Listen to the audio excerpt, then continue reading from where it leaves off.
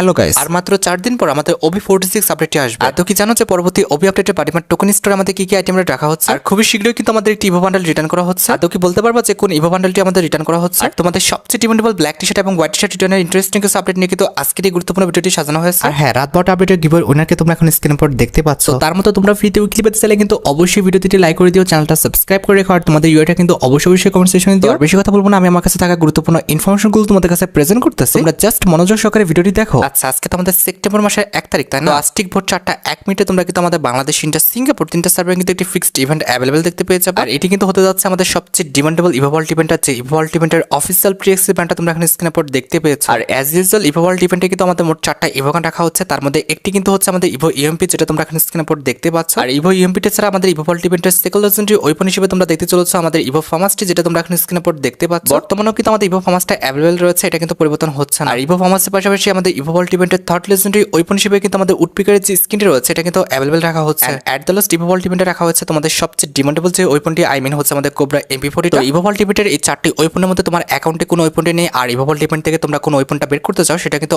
অবশ্যই কমেন্ট সেকশনে জানিও। যাই হোক, নেক্সট আপডেটটি হচ্ছে OB46 স্পেশাল কিছু গুরুত্বপূর্ণ changes related update. Okay, first of all যে চেঞ্জেসটি আমার হাতে রয়েছে সেটি হচ্ছে আমাদের স্পেক্টেড সিস্টেমের উপর চেঞ্জেস। OB46 আপডেটের পর আমাদের স্পেক্টেড সিস্টেমের যে স্ট্রাকচারটা এটা কিন্তু পরিবর্তন করে দেওয়া হবে। দেখো, বর্তমানে তুমি যখন তোমার টিমমেটকে কিংবা এনিমিকে স্পেক্টেড করো তখন কিন্তু আমাদের স্পেক্টেড সিস্টেমটা কিন্তু এরকম আছে। তবে OB46 আপডেটের পর আমাদের স্পেক্টেড সিস্টেমের যে স্ট্রাকচারটা এটা কিন্তু পুরোপুরিভাবে পরিবর্তন করে দেওয়া হয়েছে, আমাদের লম্বালম্বিভাবে কিন্তু করে দেওয়া হয়েছে। একটু ভালোভাবে লক্ষ্য করলে দেখবে এখানে আমাদের like button, friend request centre button, এছাড়া আমাদের রিপোর্ট বাটনটা কিন্তু লম্বালম্বিভাবে কিন্তু করে দেওয়া হয়েছে। আর হ্যাঁ, আপডেটের পর কিন্তু আমাদের লাইকেরও কিন্তু একটি কুলডাউন টাইম থাকবে। তোমরা কিন্তু এই লাইকের কুলডাউন টাইমটা নষ্ট না হয়ে যাওয়া পর্যন্ত কিন্তু আরেকজনকে লাইক দিতে পারবা না। বর্তমানে তোমরা কিন্তু ঠাস করে লাইক দিয়ে দৌড় মারো, তবে OB46 আপডেটের পর কিন্তু এটা হচ্ছে না। OB46 আপডেটের পর লাইক একবার দিলে কিন্তু একটা কুলডাউন টাইম আসবে, এই কুলডাউন টাইমের পরে তোমরা কিন্তু আরেকজনকে লাইক দিতে পারবা। আর হ্যাঁ, OB46 আপডেটের পর তোমরা কিন্তু একটা প্লেয়ারকে একটা ম্যাচে কিন্তু একাধিকবার লাইক দিতে পারবা। অ্যাজ ইউজুয়াল প্রথম লাইকটি তো দিতে পারবে, এরপরে কিন্তু আমাদের যখন ফার্স্ট কিল করবে তখন একটা, ট্রিপল কিল করলে তখন একটা, এবং আমাদের কোয়াড্রা কিল করলে কিন্তু আরো একটা লাইক দিতে পারবা। এখানে লক্ষ্য করো, আমি কিন্তু অলরেডি লাইকটা পেয়েছিলাম, এরপর যখন আমি কোয়াড্রা কিল করলাম তখন কিন্তু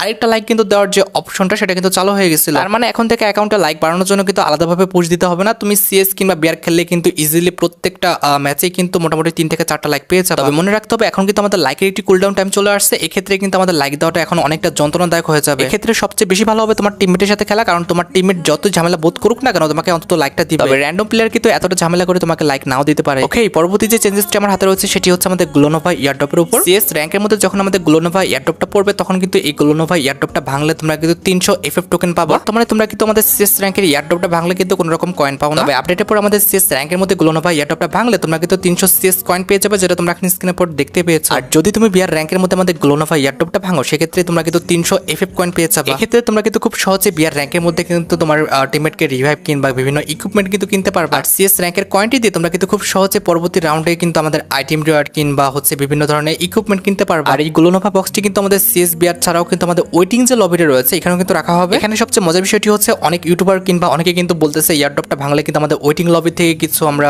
ডায়মন্ড পাবো, এটা কিন্তু একদমই মিথ্যা কথা। অনেক আগে কিন্তু এরকম একটা সিস্টেম ছিল, তবে আপডেটের পর এরকম কোনো সিস্টেম আসবে না। আপডেটের পর তোমরা যদি ওয়েটিং লবি থেকে এই গ্লোনোভা ইয়ারড্রপটি ভাঙো সেক্ষেত্রে কিন্তু 20 FF কয়েন, 30 FF কয়েন, এছাড়াও কিন্তু আর্মার ক্রিয়েট, সাপ্লাই ক্রিয়েট এগুলো কিন্তু একদম ফ্রিতে ক্লেম করে নিতে পারবে। আবার এই বক্স থেকে তোমরা ভালো ভালো আইটেম রিওয়ার্ড পাবা কিংবা হচ্ছে ডায়মন্ড পাবা, এমন চিন্তা ভাবনা করাটা কিন্তু একদমই বোকামি। অন্তত বর্তমানে সম্ভব না, ভবিষ্যতে হলেও হতে পারে। নেক্সট আপডেটটি হচ্ছে আমাদের ল্যান্ডমাইনের উপর অ্যাডজাস্টমেন্ট রিলেটেড আপডেট। OB46 আপডেটের পর আমাদের ল্যান্ডমাইনের উপর কিন্তু 3টা অ্যাডজাস্টমেন্ট হচ্ছে। বর্তমানে কিন্তু আমাদের এনিমি ল্যান্ডমাইনে কিন্তু 210 ড্যামেজ দেয়, তবে আপডেটের পর কিন্তু 160 ড্যামেজ দিবে। এক্ষেত্রে আপডেটের পর তোমরা কিন্তু এনিমি ল্যান্ডমাইনে কিন্তু 50 ড্যামেজ কম খাবে। এছাড়া বর্তমানে এটি ল্যান্ডমাইন কিন্তু ফাটতে 2.7 সেকেন্ড টাইম নেয়, তবে আপডেটের পর কিন্তু 5 সেকেন্ড টাইম নেবে। এছাড়া বর্তমানে আমাদের ল্যান্ডমাইনে কিন্তু রিডিউস ড্যামেজটা কিন্তু 100%, তবে আপডেটের পর কিন্তু আমাদের ল্যান্ডমাইনের যে ড্যামেজটা আছে এটা কিন্তু 20% করে দেওয়া হবে। আর হ্যাঁ, আপডেটের পর কিন্তু নিজের ল্যান্ডমাইনে তুমি কিন্তু নিজে ড্যামেজ খাবে না, যেটা তোমরা এখন স্ক্রিনের উপর দেখতে পাচ্ছ। তবে এনিমি ল্যান্ডমাইনে তো অবশ্যই ড্যামেজ খাবা, তবে সেটা কিন্তু অনেকটা কম, যেটা কিন্তু তোমরা ভিডিওতে দেখতে পাইছো। তার মানে আপডেটের পর তো নিজের ল্যান্ডমাইনে ড্যামেজ খাচ্ছ না, তারপরে কিন্তু আবার এনিমি যে ল্যান্ডমাইন সেখানেও কিন্তু অনেকটা ড্যামেজ কমায় দেওয়া হয়েছে। আচ্ছা, এবার আসা যাক আমাদের গ্রাউন্ড লোড অ্যাডজাস্টমেন্টের উপর। এখানে অনেকগুলো বিষয় উল্লেখ করা আছে, তার মধ্যে একটি কিন্তু এখানে দেখা যাচ্ছে যে তোমরা কিন্তু গ্রাউন্ডে বিভিন্ন জায়গায় কিন্তু আমাদের বিভিন্ন অ্যাক্টিভ স্কিল ক্যারেক্টারে কিন্তু স্কিল পড়ে থাকতে দেখবে। এটা কিন্তু আমাদের বর্তমানে হয়, তবে আপডেটের পর কিন্তু এটা লুকটা পরিবর্তন করে দেওয়া হবে। এছাড়া আপডেটের পর কিন্তু আমাদের ইয়ারড্রপ যে ভেল্ডিং মেশিনগুলো রয়েছে এগুলো কিন্তু রিমুভ করে দেওয়া হবে। আপডেটের পর কিন্তু ইয়ারড্রপ ভেল্ডিং মেশিন কিন্তু আর ফেলাতে পারবে না কিংবা এটা ইউজ করতে পারবে না। আপাতত আপডেটের পর কিন্তু আমাদের আর্সেনাল ঘরটা কিন্তু খুলতে 320 সেকেন্ড লাগবে ম্যাচ শুরু হওয়ার, তবে বর্তমানে কিন্তু 200 সেকেন্ড লাগে। আপাতত আপডেটের পর কিন্তু আমাদের আর্সেনাল ঘরের মধ্যে কিন্তু 4টা ইয়ারড্রপের ওয়েপন রাখা হবে, যেগুলো কিন্তু 2 লেভেল 3 লেভেল পর্যন্ত কিন্তু আপগ্রেড করা থাকবে। আর এখানে শেষ নয়, OB46 আপডেটের পর কিন্তু আমাদের রিভাইভ সিস্টেমের উপর কিন্তু অনেক বড় সড় একটা পরিবর্তন করা হচ্ছে। এখানে প্রথমত বলা হচ্ছে OB46 আপডেটের পর সেটা আমাদের বারমুডা, কালহারি, অ্যালপাইন যে ম্যাপই হোক না কেন, রিভাইভাল পয়েন্টের ওপেনিং টাইমটা কিন্তু হয়ে যাবে 730 সেকেন্ড, যেটা কিন্তু বর্তমানে 600 সেকেন্ড আছে। আর সেকেন্ড যে বিষয়টি রয়েছে সেটা কিন্তু হচ্ছে রিভাইভাল পয়েন্টে দাঁড়ালে আগের চেয়ে কিন্তু 25% তাড়াতাড়ি কিন্তু রিভাইভাল পয়েন্টটা চার্জ হবে। তার মানে রিভাইভাল পয়েন্ট থেকে তুমি কিন্তু তোমার টিমমেটকে কিংবা ফ্রেন্ডকে কিন্তু আরো তাড়াতাড়ি কিন্তু রিভাইভ করতে পারবা আগের থেকে। এছাড়া OB46 আপডেটের পর কিন্তু আমাদের যে সোশ্যাল আইসল্যান্ড রয়েছে সেটার উপর কিন্তু অনেক বড়সড় একটা পরিবর্তন করা হচ্ছে। দেখো তোমাদের কিন্তু বলা হচ্ছে বর্তমানে আমাদের সোশ্যাল আইসল্যান্ড কিংবা ট্রেনিং গ্রাউন্ড থেকে তোমরা কিন্তু টিম গঠন করে কিন্তু ম্যাচ স্টার্ট দিতে পারবা। এক কথায় ট্রেনিং করতে করতে কিংবা সোশ্যাল আইসল্যান্ডে আমাদের টাইম পাস করতে করতে কিন্তু ম্যাচ স্টার্ট দিতে পারবা। তবে সোশ্যাল আইসল্যান্ডে কিন্তু আমাদের আরো কিছু পরিবর্তন করা হবে। তার মধ্যে একটি কিন্তু হচ্ছে আমাদের এই যে ট্রফির জায়গাটা আছে, এই ট্রফির জায়গাটা আসলে তোমরা কিন্তু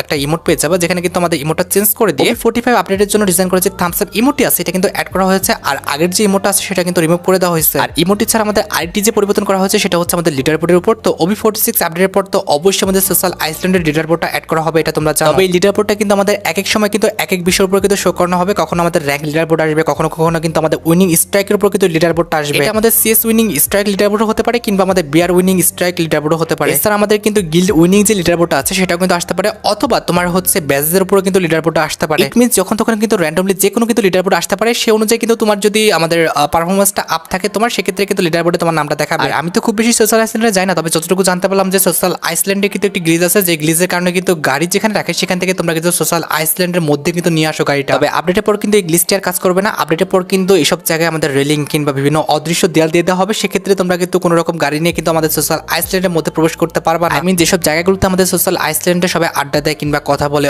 অথবা বিভিন্ন রকম ভাবে ঘুরে ফিরে বেড়ায়, সেসব জায়গায় তোমরা কিন্তু গাড়ি নিয়ে যেতে পারবা না। আর হ্যাঁ, প্রত্যেকবার মতো এবারও কিন্তু আমাদের কেলি যে শোটা রয়েছে সেটা কিন্তু আমাদের গেমের মধ্যে অ্যাভেলেবল করা হয়েছে। এখানে দেখো আমাদের কেলি বলতেছে কিন্তু আপডেটের পর কিন্তু আমাদের লবি যেটা রয়েছে সেটা কিন্তু এমন করে দেওয়া হবে। এটা কিন্তু আমাদের গ্লোনোভা কোলাবরেশন স্পেশাল কিন্তু এই লবিটা ডিজাইন করা হয়েছে। আমার কাছে কিন্তু লবিটা খুব একটা সুন্দর লাগে। লবিটা কিন্তু একদম কার্টুন কার্টুন মনে হচ্ছে, আমার কাছে কিন্তু লবিটা একটু ভালো লাগলো না। এছাড়া এখানে কেলি যেটা বলছে যে আমাদের ফ্যাক্টরির উপরে কিংবা ফ্যাক্টরির দুই দরজার পাশে, এমনকি আমাদের ফ্যাক্টরির ভিতরে কিন্তু আমাদের এরকম গ্লো কিন্তু পড়ে থাকতে দেখবে। আর এই গ্লো কিংবা স্নো যেটা বলো না কেন, এগুলো কিন্তু পার্মানেন্ট না, তুমি কিন্তু গুলি করে সবগুলো কিন্তু একদম নষ্ট করে দিতে পারবে। এমনকি সে বলছে আর্সেনাল ঘরটা কিন্তু আমাদের গ্লো দিয়ে আটকানো থাকবে। এমনকি আমাদের যে এয়ারড্রপটা রয়েছে সেটাও কিন্তু আমাদের গ্লো দিয়ে কিন্তু আটকানো থাকবে, আমরা গুলি করে কিন্তু এগুলো ফাটাতে পারবো। এছাড়া কেলি এখানে বলছে যে আপডেটের পর কিন্তু আমাদের গ্লোনোভা কোলাবরেশন স্পেশাল কিন্তু একটি স্পেশাল ইন্টারফেস আসবে, যে ইন্টারফেস থেকে বিভিন্ন মিশন কমপ্লিট করে তোমরা কিন্তু বিভিন্ন আইটেমটা কিন্তু ক্লেম করে নিতে পারবে। এছাড়া সে বলছে যে প্রিসেটের মধ্যে কিন্তু আমাদের নতুন গ্লো গ্যাজেট আসবে। এছাড়া গ্লোনোভা কোলাবরেশন স্পেশাল কিন্তু আমাদের CSBR দুইটা মোডে কিন্তু আমাদের গ্লোনোভা কোলাবরেশন স্পেশাল মোডটা রাখা হবে। আর এই নিউ মোডগুলো খেললে তোমাদের কিন্তু বিভিন্ন রকম মিশন এখানে ইন্টারফেস থেকে কমপ্লিট হয়ে যাবে। এরপর তোমরা কিন্তু ইন্টারফেস থেকে বিভিন্ন রকম আইটেম রেট কিন্তু একদম ফ্রিতে ক্লেম করে নিতে পারবে। যেমন ইভেন্ট থেকে তোমরা একটি প্যাঙ্ক স্কিন ফ্রিতে পাবা। এছাড়া ক্যারেক্টার সহ